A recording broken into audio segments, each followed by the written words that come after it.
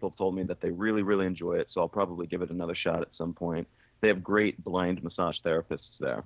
They train their blind people to be massage therapists, and they're Mm. excellent and very reasonable. So that was good.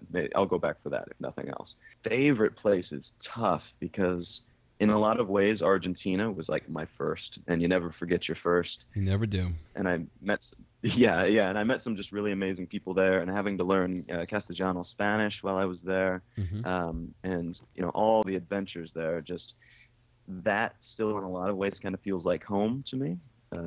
It's the closest to it that I have, so I feel like when I go back there, it's going to be kind of like a homecoming kind of deal.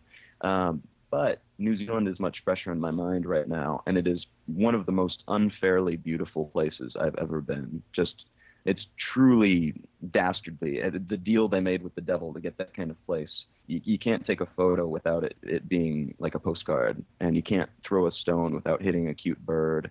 Like it's one of those places that it really is almost upsetting how beautiful it is, because anywhere else you go, then you have that comparison, and everywhere else looks ugly.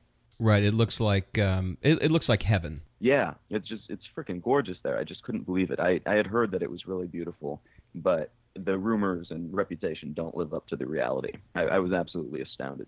And the people are excellent there as well. That's one of those countries where I'm definitely going back there to invest in some startups in the next 3 or 4 or 5 years. Because the whole mentality of the country, the people there, they've got what's called the number eight wire mentality, where it means basically they will ghetto rig anything. If they need something, they'll just make it out of whatever they have at hand. And to me, that's the sign of an entrepreneur. And it's a country full of entrepreneurs. They just don't really have the always-on internet access that we have right now, because they've got an internet monopoly there. So it's very expensive to use the internet for What any did you amount call of that? The time. number eight wire? Yeah, number eight wire mentality. Where did that come from? That phrase? I believe number eight wire, there at least, is the wire that you use to repair fences. How So it's interesting. kind of the wire that they use to just like lash things together. If they need to fix their car, they'll bring out some number eight wire and just loop whatever fell off back on. Like it's the kind of place where people build. That some dude built a motorcycle that was a completely different design from any motorcycle ever built before, and then like won some big international race with it before it fell apart. But then they took some of the components that he designed. This guy totally untrained or something. The rest of the world looked at it and said, "Oh shit, it's better." So they took some of the components and made modern motorcycles that because of this Kiwi that was just innovating on his farm or something. That's insane. Okay, so now you just left New Zealand. Does that mean that New Zealand is over? The 4 months trip is done. Yep. Was there was there anxiety the other way about leaving New Zealand? Like, oh man, I love it here. I want to stay. There's always a bit. There's always a bit of anxiety. And actually, New Zealand was an interesting circumstance because I met this really awesome girl actually the last week I was there. And we went on a date not really expecting anything. And then we ended up going on a date like every night that last week that I was there. Hmm.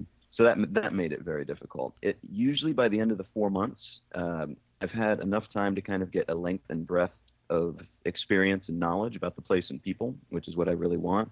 And then I'm kind of rearing to go for the next place. Hmm. So it's a bittersweet leaving for sure, because you meet so many good people while traveling, and New Zealand especially, I met some really just incredibly awesome people. So leaving them was hard, but we do live in the future essentially, and there's never really a goodbye.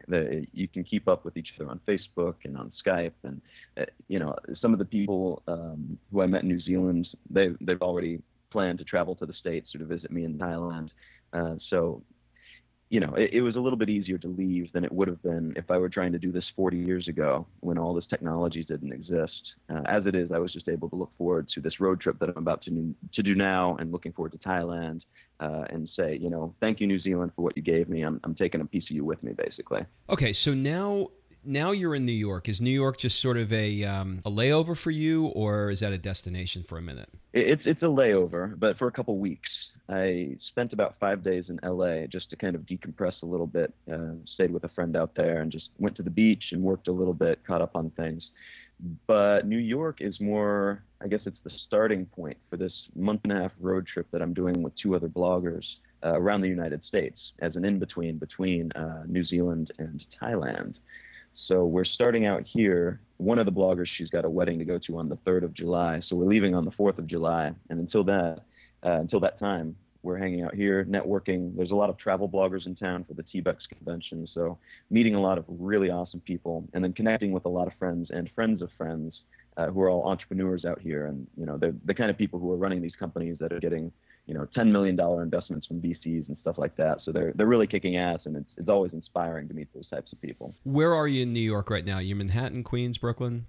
Right now I'm in Manhattan. I think we're changing locations tonight, going to Brooklyn, stay with some people there. Mm-hmm. It's kind of jumping around between friends. Yeah, New York is a really, I was there last weekend. New York is a fun town. Oh, it's great. It's exhausting. Yeah. Oh, yeah, I know. Now, LA is sort of your second home, first home? Kind of. I mean, I don't even technically have a home there anymore. It's a place where I have a big network. Mm-hmm. So it's really easy to go there, meet up with friends, go to parties. Like there's a great group of people out there with this group called Mindshare, which is kind of like a TED for young people, mm-hmm. as if TED's not for young people, but this is definitely for like 20 and 30 somethings especially. Mm-hmm. Meet up with those guys all the time. There's a great group of like green architects and stuff out there. And then my buddy Andrew, who I played Ultimate Frisbee with in college, he's out there as a developer, and I usually crash with him because he's got a very comfortable couch and he's a hell of a guy.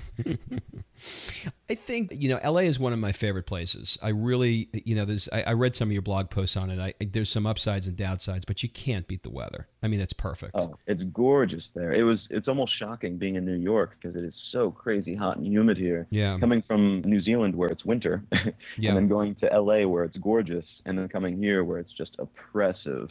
It's a shock. It's a shock to my system, essentially.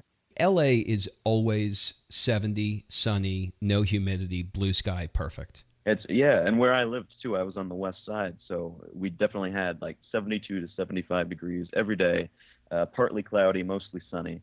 5-minute walk from the beach. I mean, and that's LA to me. Yeah, my brother lives in Santa Monica, and I just love going out there. It's just, it's just perfect. So, how long do you see this kind of lifestyle in your future? Oh gosh. Basically until I get bored of it. I think it's sustaining itself more than sustaining itself, and it's giving me a lot more opportunities that I wouldn't have had if I just would have stayed in LA.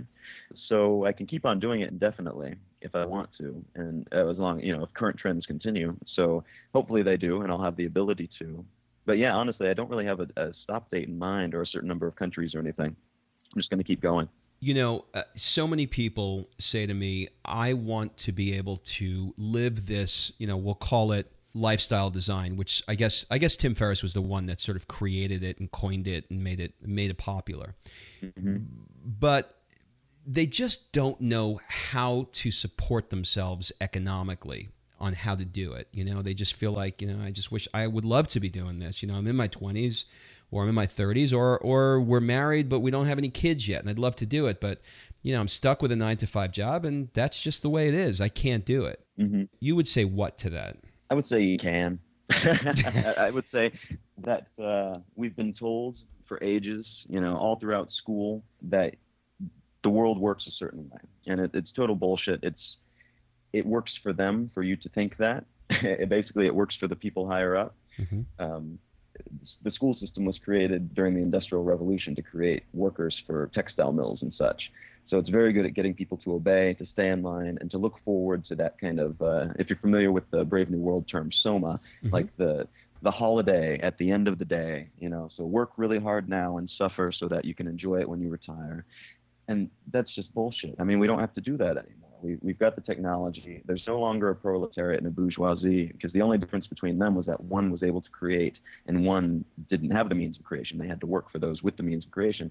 Today, we all have the means of creation, I mean, with few exceptions. So if you're not taking advantage of that, it's your own fault. If any situation, any life circumstance that you've got can be overcome, whether it's an incredible amount of debt or kids or whatever you think is standing in your way, I mean, that can be an asset, really. There's lots of people traveling with kids. There's people who, like Baker over at Man